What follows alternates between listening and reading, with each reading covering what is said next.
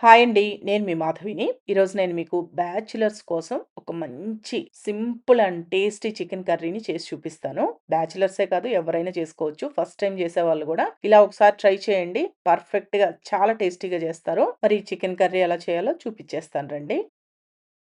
ఈ chicken curry చేసుకోవడానికి half KG చికెన్‌ని నీట్‌గా కడిగి, కలుపుకోవడానికి వీలుగా ఉండేటట్లు ఏదైనా గిన్నెలో వేసి పెట్టుకోండి. ఇప్పుడు ఈ చికెన్‌లో 1 ½ టీ స్పూన్ దాకా సాల్ట్ వేస్తున్నాను. సరిపోకపోతే చూసుకొని మళ్ళీ వేసుకోవచ్చు. దీంట్లోనే హాఫ్ టీ స్పూన్ పసుపు వేసుకోండి. 2 టీ స్పూన్ల కారం వేసుకోవాలి. అలాగే 2 టీ స్పూన్ల దాకా ధనియాల పొడి వేసుకోండి. హాఫ్ టీ స్పూన్ జీలకర్ర పొడి, 1 టీ స్పూన్ గరం మసాలా పొడి వేసుకోవాలి. నేను ఈ పొడులన్నీ కాస్త చిన్న స్పూన్‌తో వేస్తున్నానండి గమనించండి. అలాగే 3/4 కప్పు పెరుగు వేసుకుంటున్నాను. లేదా మీరు హాఫ్ కప్ అయినా వేసుకోవచ్చు. కానీ బాగా పులిసిన పెరుగు వేసుకోమాకండి. కొద్దిగా నార్మల్‌గా పులిసిన పెరుగు ఉంటుంది గదా! ఆ పెరుగైతే బావుంటుంది. దీంట్లోనే 1 టేబుల్ స్పూన్ దాకా అల్లం వెల్లుల్లి పేస్ట్ వేసుకోండి. మీకు వీలుంటే ఫ్రెష్‌గా దంచిన అల్లం వెల్లుల్లి పేస్ట్ వేసుకోండి. టేస్ట్ ఇంకా బావుంటుంది. లేదంటే మీకు మార్కెట్‌లో అల్లం వెల్లుల్లి పేస్ట్ దొరుకుతుంది గదా! అదైనా వేసుకోవచ్చు. అలాగే ఫ్రైడ్ ఆనియన్స్ వేసుకోవాలి. ఇవి నేను ఇంట్లో చేసుకున్నవండి. ఆయిల్‌లో 3 మీడియం సైజు ఉల్లిపాయల్ని ఇలా గోల్డెన్ బ్రౌన్ కలర్ వచ్చేంత వరకు వేయించుకుంటే సరిపోతుంది.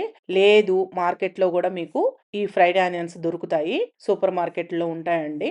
అలా మీరు సెపరేట్‌గా తెచ్చైనా వేసుకోవచ్చు. లేదు అంటే ఆయిల్‌లో ఒక మీడియం సైజు 3 ఉల్లిపాయల్ని ఈ విధంగా గోల్డెన్ కలర్ వచ్చేంత వరకు వేయించుకొని, కొద్దిగా ఆరిన తర్వాత ఇలా బాగా నలిపి వేసుకోండి.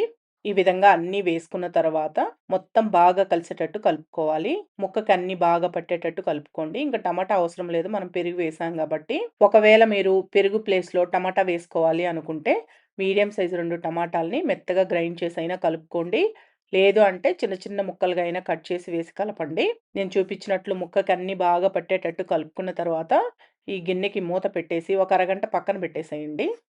ఇప్పుడు ప్యాన్‌ని వేడి చేసుకొని దీంట్లో 3 లేదా 4 టేబుల్ స్పూన్ల దాకా ఆయిల్ వేసుకొని, ఈ ఆయిల్ కాగిన తర్వాత దీంట్లో 2 యాలకులు, ఒక చిన్న ముక్క జాపత్రి వేసుకోండి.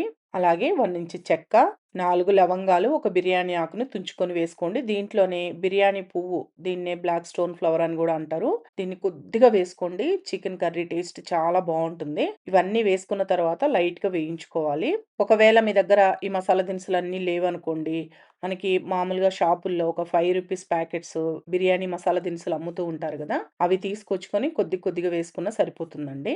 ఇలా ఈ మసాలా దినుసులు వేగిన తర్వాత దీంట్లో ఒక 3 పచ్చిమిరపకాయల్ని ఈ విధంగా కట్ చేసి వేసుకోండి. అలాగే 2 రెమ్మల కరివేపాకు కూడా వేసి వేయించాలి. ఈ కరివేపాకు, పచ్చిమిర్చి గూడా వేగిన తర్వాత దీంట్లో మనం ముందుగా మ్యారినేట్ చేసి పెట్టుకున్న ఈ చికెన్ మొత్తాన్ని వేసుకొని ఫ్లేమ్‌ని మీడియం ఫ్లేమ్‌లో పెట్టి ఇలా కలుపుతూ ఒక 5 నిమిషాలు వేయించుకోండి. చికెన్ కొద్దిగా వేగుతుంది. చికెన్‌లో నుంచి మీకు లైట్‌గా వాటర్ ఒస్తాయి గదా! ఆ వాటర్ మొత్తం ఇంకిపోయి ఆయిల్ సెపరేట్ అవుతుంది. అలా వచ్చేంత వరకు వేయించుకోండి. ఫ్లేమ్‌ని మటుకు లో టు మీడియంలో పెట్టి వేయించాలి. ఒక 5-6 నిమిషాలు టైం పడుతుంది అలా వేగడానికి మీకు. ముక్క కొద్దిగా వేగినట్లయితే ఆయిల్‌లో టేస్ట్ బావుంటుందనమాట. అందుకని ఒక 5 నిమిషాలు వేయించుకోండి. ఇప్పుడు చూడండి ఆయిల్ సెపరేట్ అయ్యి ఈ విధంగా వేగాలనమాట. ఇలా వేగిన తర్వాత దీంట్లో ఒక గ్లాస్ దాకా నీళ్లు పోస్తున్నాను. లేదా ముక్క మునిగేంత వరకు నీళ్లు పోసుకోండి. చికెన్ ఉడకాలి కాబట్టి. ఈ నీళ్లు గూడా పోసి ఒకసారి బాగా కలుపుకొని టేస్ట్ చూసుకోండి. మీ టేస్ట్‌కి తగ్గట్టు ఉప్పు, కారం సరిపోయిందా లేదా అని. సరిపోలేదు అనిపిస్తే కొద్దిగా ఉప్పు, కారం వేసుకొని కలుపుకోండి. నాకు కొద్దిగా ఉప్పు తక్కువైందండి. అందుకని మరొక టీ స్పూన్ ఉప్పు వేసుకుంటున్నాను. ఇలా చూసుకొని కలుపుకోండి. ఇలా అన్నీ కరెక్ట్‌గా సరిపోయాయి అనుకున్న తర్వాత, ఈ ప్యాన్‌కి మూత పెట్టేసి ఫ్లేమ్‌ని మీడియం ఫ్లేమ్‌లో పెట్టి ఉడికించండి. ఇప్పుడు ఒక 7, 8 నిమిషాలు ఉడికించుకున్న తర్వాత మీకు ఈ విధంగా ఒక సగం వరకు ఉడుకుతుంది. ఇలా ఉడికిన తర్వాత ఒక టేబుల్ స్పూన్ కసూరి మేతిని తీసుకొని పెనం మీద వేసి వేడి చేశారనుకోండి, ఈ విధంగా నలిపితే పొడి పొడిగా అయిపోతుంది. ఆ కసూరి మేతిని వేసుకోండి. కసూరి మేతి వేస్తే చికెన్ కర్రీ టేస్ట్ చాలా బావుంటుంది. ఒకవేళ మీ దగ్గర కసూరి మేతి లేకపోతే వేసుకోకపోయినా పర్వాలేదు. కానీ ఉంటే మటుకు వేసుకోండి బావుంటుంది టేస్ట్. కసూరి మేతిని గూడా వేసి కలిపిన తర్వాత మళ్ళీ మూత పెట్టేసి చిక్కబడేంత వరకు ఉడికించుకోవాలి. ఇప్పుడు చూడండి కొద్దిగా ఆయిల్ ఈ విధంగా సెపరేట్ అయ్యి, ఇలా కొంచెం పల్చగా ఉన్నప్పుడే స్టవ్ ఆఫ్ చేసుకోండి. ఎందుకంటే ఆరేటప్పటికి ఇంకాస్త చిక్కటి గ్రేవీలాగా అయిపోతుంది మీకు. అందుకని ఈ విధంగా ఉన్నప్పుడు స్టవ్ ఆఫ్ చేసుకుంటే కరెక్ట్‌గా ఉంటుంది. ఇలా ఉడికిన తర్వాత లాస్ట్‌గా సన్నగా తరిగిన కొత్తిమీరని చల్లుకొని బాగా కలుపుకొని స్టవ్ ఆఫ్ చేసుకోండి. అంతే అండి చికెన్ కర్రీ రెడీ.